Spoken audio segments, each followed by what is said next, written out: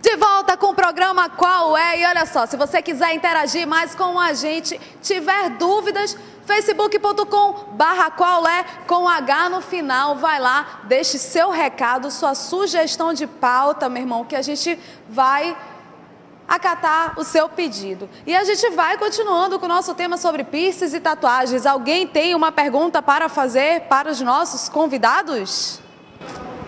Qual é o tipo de piercing que são mais perigosos para se usar? Beleza. Desculpa, não entendi a pergunta.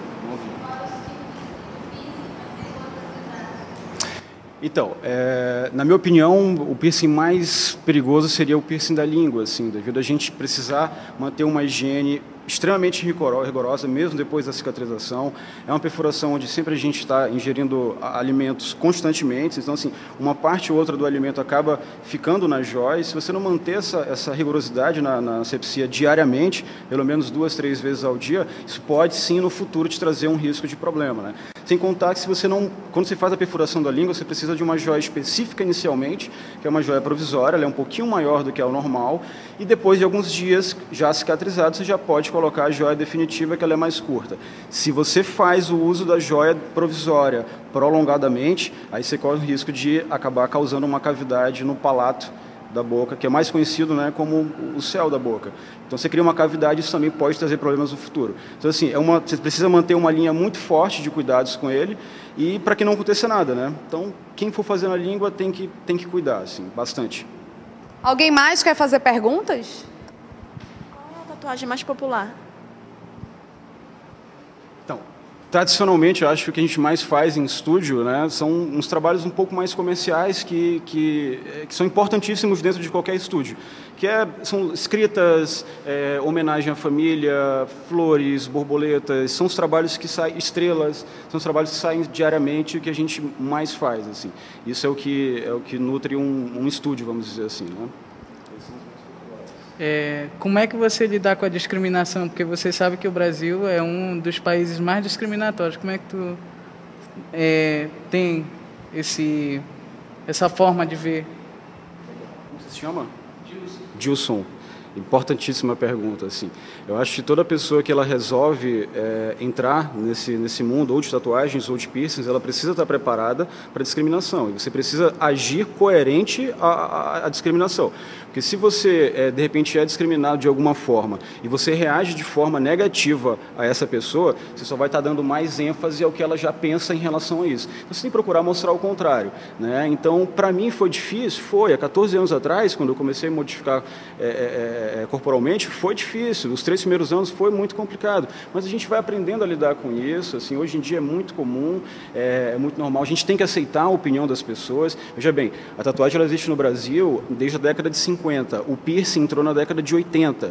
Né? Então, de lá para naquela época, a qualidade de material era muito diferente, a visibilidade artística era muito ruim e realmente a imagem para as pessoas dessa época, dessa geração até a década de 80, até mesmo 90, que veem a tatuagem, elas veem como uma forma negativa. Quem tatuava realmente era bandido.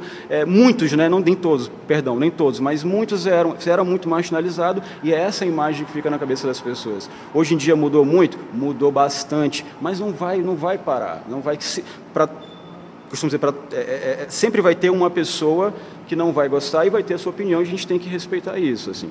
Mas tem que se preparar porque isso acontece mesmo, assim, é uma decisão muito séria que você vai tomar se um dia resolver ter, né, esse tipo de modificação corporal. Alguém tem mais perguntas?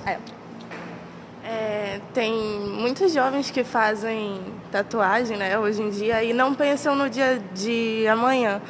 Eu queria saber qual é o procedimento para retirar a tatuagem, como é feito.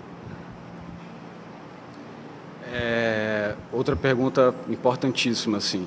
Além da tatuagem não ter mais volta, né, é uma coisa que a gente tem que pensar. Só voltando a falar um pouquinho mais sobre a questão dos adolescentes, que eu fiquei admirado com todos aqui estarem bem conscientes em relação a isso, mas não é a maioria, infelizmente. Então, assim, existe uma lei em São Paulo e no Rio de Janeiro que proíbe a perfuração e tatuagens em menores de idade, mesmo com autorização dos pais. Foi vinculado em um programa de televisão recentemente que Manaus também estaria nessa lista. Eu, particularmente, não consegui localizar essa lei. A lei que eu localizei, que desde 2002 é permitido que a gente trabalhe, mesmo com autorização dos pais, porém, é uma decisão individual. Eu não trabalho com menores de idade, mesmo com autorização dos pais. Eu tive que me adequar a essa realidade. Você pode só, por favor, voltar à sua pergunta, por gentileza? Retirar a tatuagem a laser, né? Certo. É um processo novo no mercado, a remoção a laser, assim, principalmente no Brasil, né? Novo não tem mais do que 15 anos.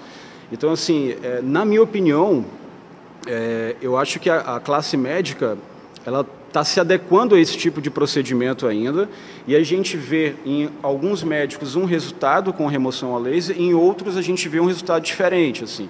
Então, assim, o que mais a gente vê são marcas de queimaduras, um resultado na pele que às vezes é até pior do que ter a própria tatuagem. Porém, existem médicos muito competentes e que removem de forma adequada o trabalho. Agora, é uma questão de pesquisar. É um processo muito mais doloroso que a tatuagem e é um processo muito mais caro, assim, para fazer também. E duradouro, né? Então, se vai tatuar, pense bastante no que vai fazer, assim, porque sai caro voltar atrás.